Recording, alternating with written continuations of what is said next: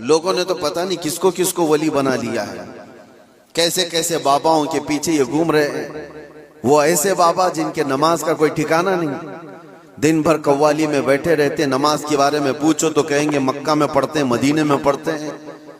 कुछ वो भी हैं जो दिल की नमाजों की बात करते हैं। ये सब शैतान है। शैतान इस तरह के चेहरे बना करके उम्मत को गुमराह करता है।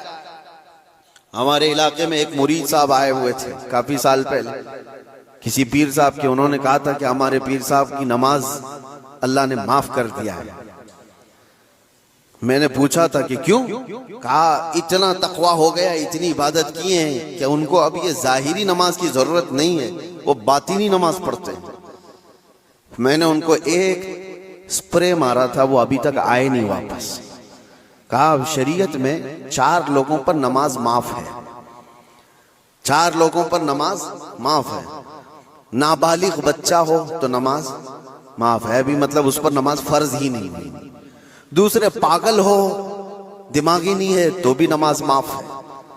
और तीसरे औरत की जो माहवारी आती हर महीने, हैज के दिनों में औरत को नमाज माफ है।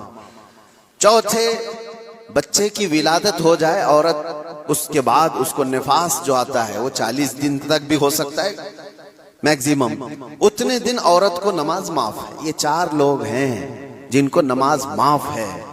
मैंने मुरीद साहब से कहा था पीर साहब को पूछ लेना इन 4 में आप क्या हो। या तो तुम्हारा पीर नाबालिग होगा इसलिए नमाज माफ हो गई, या तो पागल होगा इसलिए माफ है, या तो फिर वो 2 कैटेगरी जो बड़ी डेंजर है।